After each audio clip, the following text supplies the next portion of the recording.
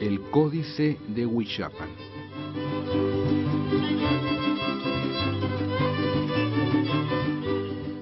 Un códice otomí.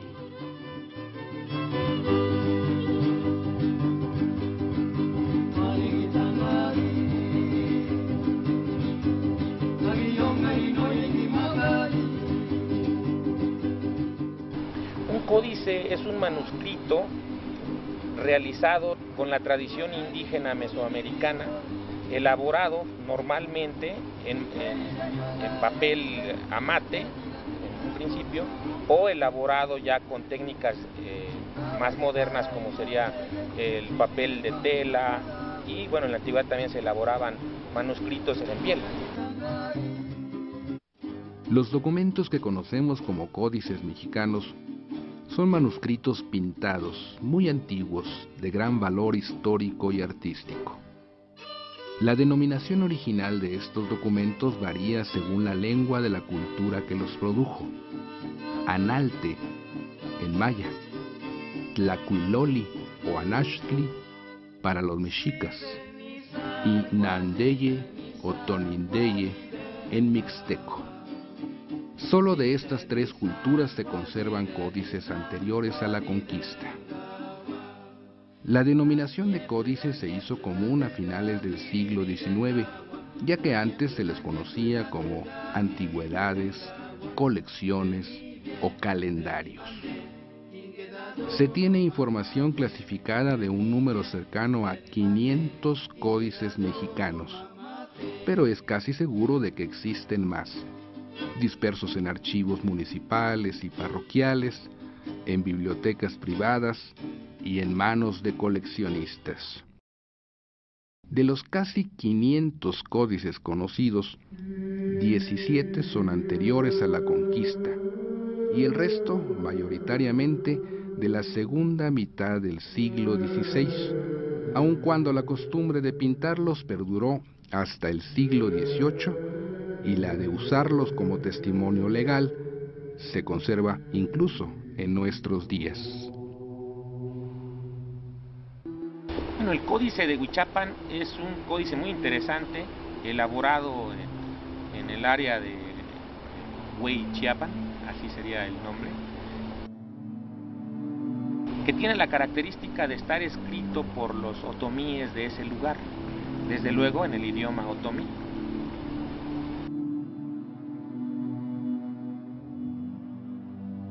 El Códice de Huichapan fue dado a conocer por el doctor Alfonso Caso en el 23º Congreso Internacional de Americanistas, celebrado en la ciudad de Nueva York en 1928, con un estudio titulado Un Códice en Otomí, el cual impulsó posteriormente estudios sobre dicho documento, entre los que destacan los de Jacques Sustel, Pedro Carrasco y Guinchard Alvarado. En 1992, el maestro Óscar Reyes Retana elaboró una edición facsimilar. Por su parte, el doctor Lawrence Ecker hizo una traducción de todo el manuscrito. Gracias a este estudio, se sabe que el escritor del códice, o por lo menos de los primeros 8 folios, fue un otomí llamado Juan de San Francisco.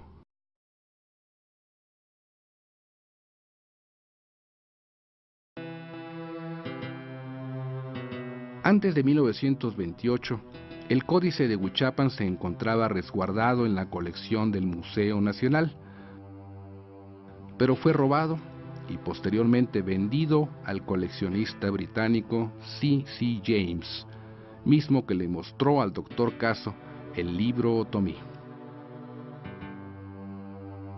Actualmente dicho códice se encuentra resguardado en la Biblioteca Nacional de Antropología e Historia.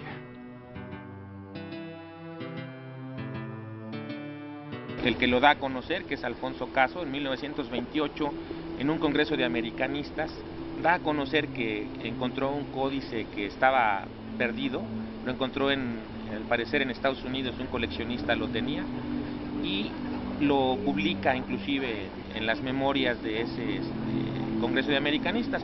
Él después hace 2 o 3 acercamientos más que están publicados posteriormente en un libro de un investigador de apellido Reyes Retana, que saca por primera vez una publicación del códice. Sé también que hay otros investigadores actuales, como la maestra Yolanda Lastra, que ha hecho estudios al respecto. El Códice de Huichapan fue elaborado en el siglo XVII. Es el único manuscrito de estas características que se encuentra escrito en otomí.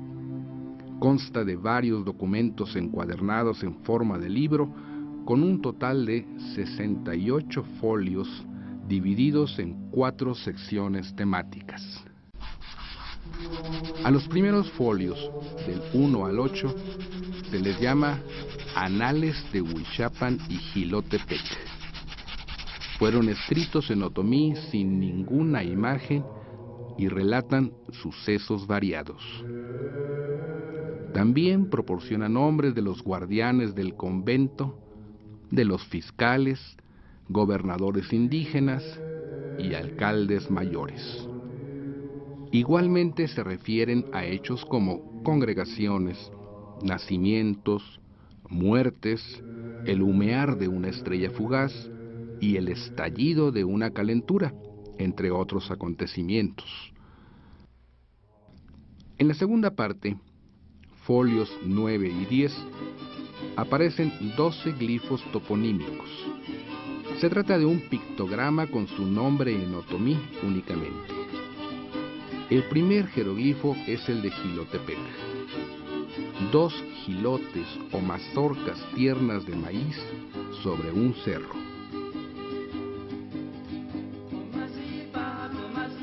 Enseguida, los folios 11 y 13, porque el 12 se encuentra en blanco, está el calendario que dio a conocer el doctor Alfonso Caso.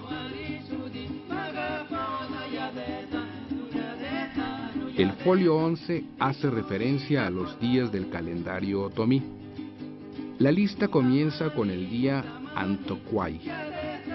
Ecker lo traduce como pedernal y Alfonso Caso como cocodrilo, que entre los mexicanos corresponde a Zipactli, primer día del Tonalámatl.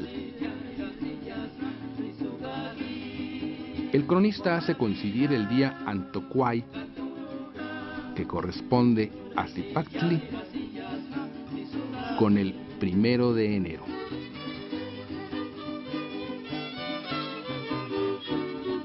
Se trata de un intento de los muchos que hubo para poner de acuerdo la cronología indígena con la cristiana.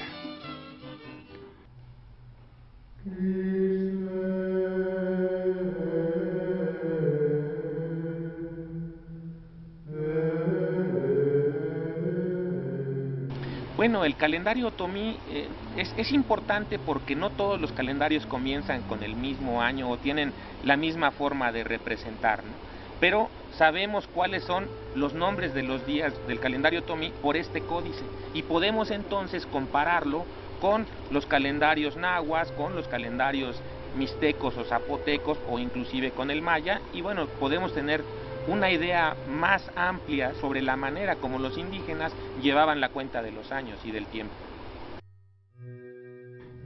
En el folio 13 del códice aparece la segunda parte del calendario, o sea, la lista de los meses.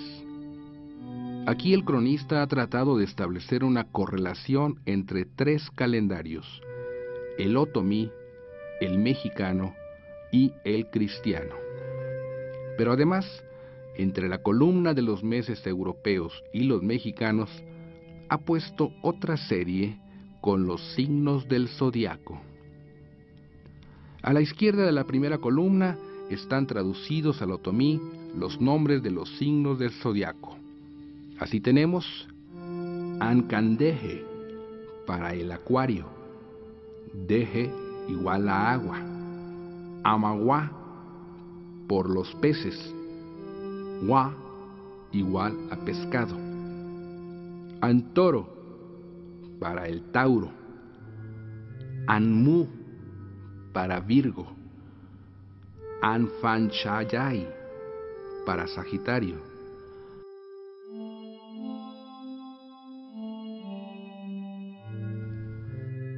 Indudablemente los nombres de los meses en otomí también corresponden con los mexicanos.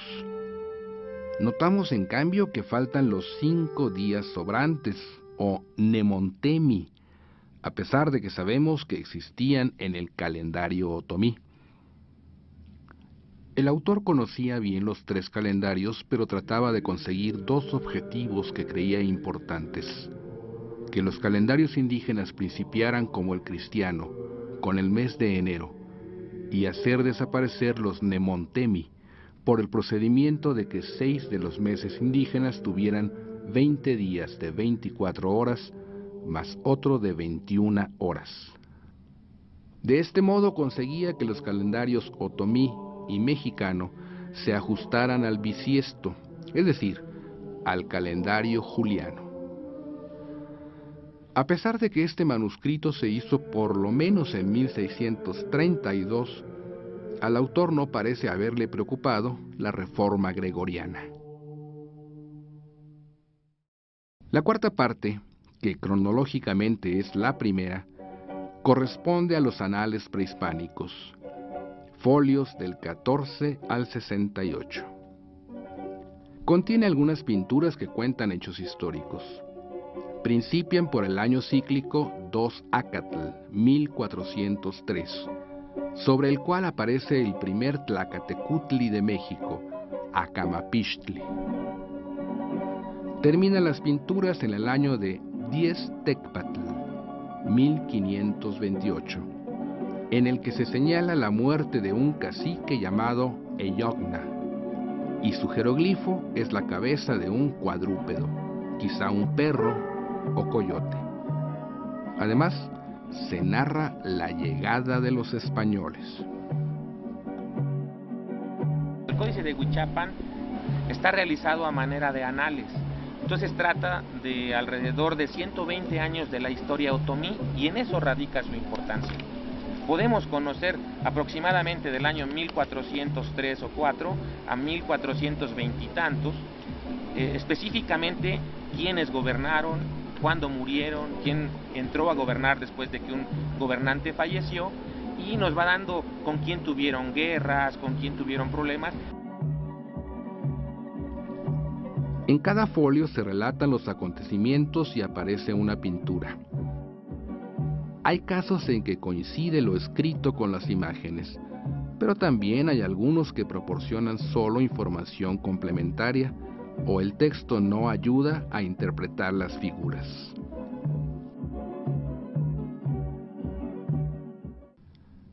En la página 60 aparece el año cíclico 2 Acatl, 1507, último en el que celebraron los mexicanos la ceremonia del Fuego Nuevo.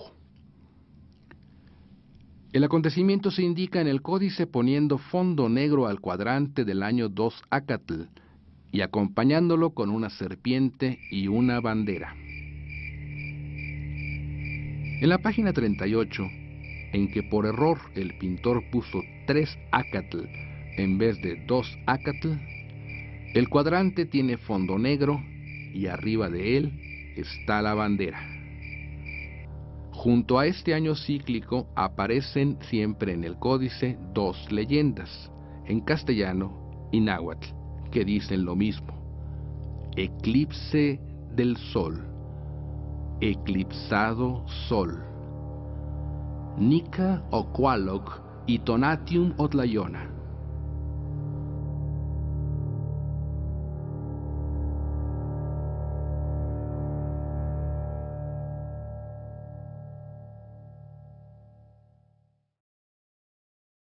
A continuación se presentan algunos folios donde sí coincide lo escrito con los elementos gráficos.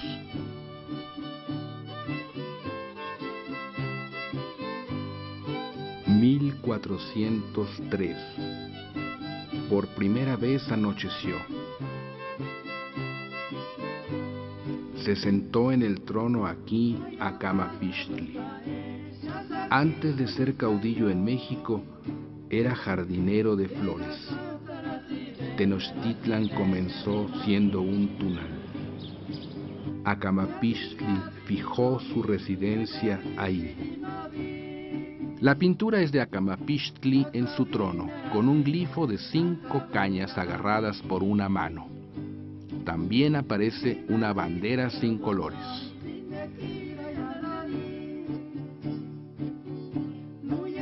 «1429.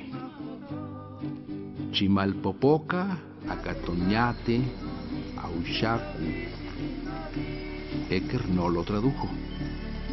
Quiere decir, lo espían, lo atacan.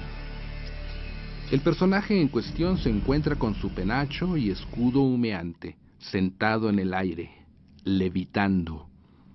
Solo se le ve una parte de su maxtlatl. Una flecha pasa detrás de él. En el extremo derecho se observa la figura de un dignatario con cabeza de águila atado a su silla por el cuello. Inmediatamente a la izquierda tenemos una Kali y una flecha apuntando hacia él. La muerte de Chimalpopoca es misteriosa. En todas las fuentes y relatos varía, pero en el Códice Huichapan, después de su muerte aparece un registro de un atentado contra su vida.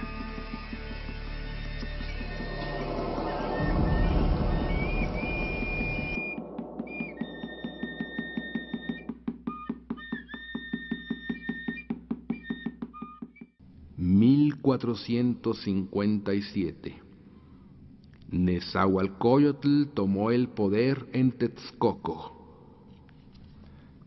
Se ve a Netzahualcóyotl con su glifo de coyote con el hocico abierto, sentado en su ecpatl.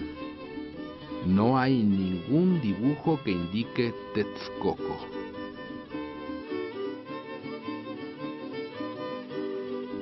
«1486. Aquí murió Tizoc, caudillo de los Chichimeca, y subió a la señoría Ahuizotl. Se acercaron los tarascos a falda de la loma, pero no hubo batalla». Aparece el bulto mortuorio de Tizoc. A su derecha está Ahuizotl en su ecpatl con su glifo. Abajo se observa el glifo toponímico de Jilotepec, al que se acerca un tarasco vestido con pieles, portando una bandera en la mano y un tocado semejante al de la figura de 1480, pero este porta huaraches.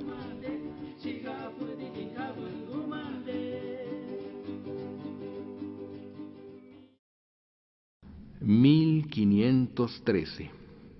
14 atabales se fue a Tenochtitlan.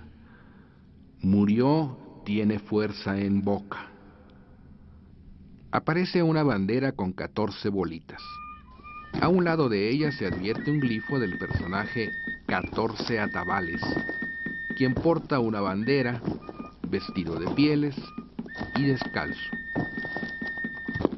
A su izquierda hay un rectángulo con 2 plumas que podría simbolizar a un atabal y un bulto mortuorio de Emotzefonegua. Tiene fuerza en boca, cuyo glifo es un caracol de los que soplan.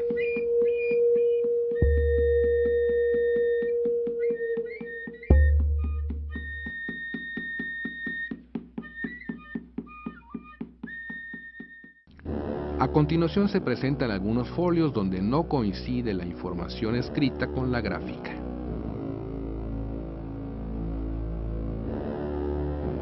«1480.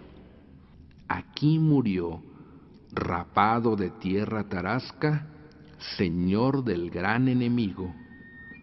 En este año hubo necesidad, cosieron reatas. Este folio tiene una imagen donde se observan dos hombres que luchan arriba de un templo que está junto a otro diferente. Uno de los individuos está vestido con pieles y descalzo. Porta una especie de trapito amarrado en la cabeza. El otro tiene un mashtlatl, huaraches y un gran penacho. Ambos individuos se encuentran parados en una especie de tabla sobrepuesta arriba del templo de la izquierda, pero no lo toca. A la derecha del sujeto de las pieles hay una bandera cayéndose. De ambos edificios sale fuego. Se ve que el personaje del mashtlatl está a punto de caerse, porque el de las pieles lo está tirando. No es claro quién es el rapado. Probablemente es el vestido de pieles, ya que en 1486, cuando los tarascos se acercaron a Jilotepec, su vestimenta era similar. 1515. El documento está mutilado y el texto es ilegible. Se ve una casa estilo occidental con techo de 2 aguas, una puerta y una ventana pequeña. En la parte inferior de la misma hay una imagen propia de un tapiz, que en cada rombo tiene un coyote o un águila.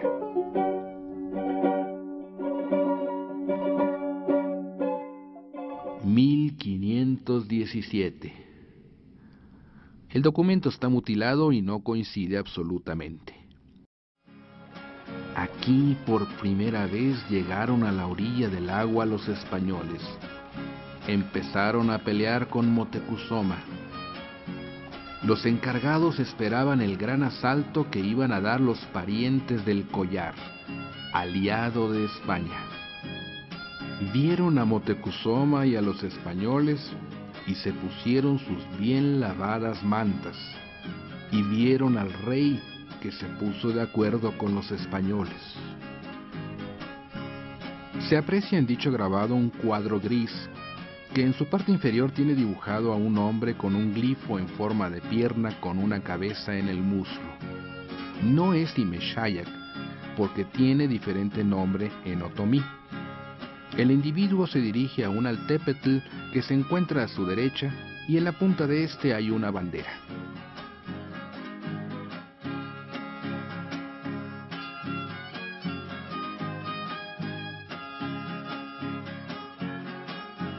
«1519. El documento está mutilado y el texto es ilegible. Murió Imeshayak aquí. Don Martín Cordés Márquez». En esta representación aparecen 2 bultos mortuorios, cada uno en su ecpatl. Uno de los señores porta un glifo de una serpiente y al parecer se trata de bandera de serpiente. El otro es el de Imeshayak. Abajo va don Martín Cortés a caballo y un español a pie, que sería su escudero. Naturalmente hay confusión en cuanto a las fechas y personajes, ya que se trataría de la llegada de Hernán Cortés y no de su hijo Martín.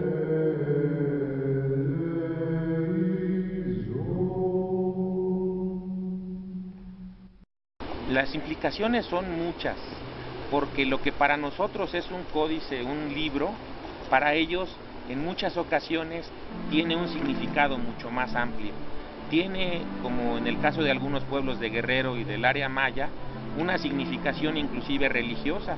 El códice se saca el día de la fiesta del pueblo y se hace un rito específico, tal vez de refundación o de fundación del pueblo. Entonces las implicaciones sociales son mucho más allá de lo que para nosotros son. Un libro en el pueblo tiene un significado más amplio socialmente, porque le da cohesión, le da identidad a los pueblos, les da historia, los conecta en el tiempo con los ancestros. Entonces, en la medida en la que conozcan su historia, podrán defender su territorio, podrán defender su cultura mucho mejor que no conociéndola. Los códices prehispánicos son representativos de las culturas que los produjeron, mientras que en los posteriores a la conquista, la influencia europea es creciente. En los códices coloniales encontramos una gran variedad de estilos, temas y objetivos que reflejan tanto el uso original que se daba a estos documentos como la influencia del nuevo orden cultural. La importancia de este tipo de documentos radica en conocer en ellos el legado cultural, histórico, cosmogónico, religioso, ritual, astronómico, cartográfico, geográfico y lingüístico del mundo indígena mesoamericano. El Códice de Huichapa nos acerca a una parte de la historia del pueblo otomí ñacñú. Sin duda es de gran significación su contenido, no solo por ser el único documento de estas características escrito en otomí, sino de igual manera por la descripción que se hace en él del calendario mesoamericano y sus relaciones con el sistema calendárico europeo, así como de los anales prehispánicos, los cuales narran 125 años de la historia, de acuerdo con la simbología del códice del 2 Acatl 1403 al 10 Tecpatl 1528.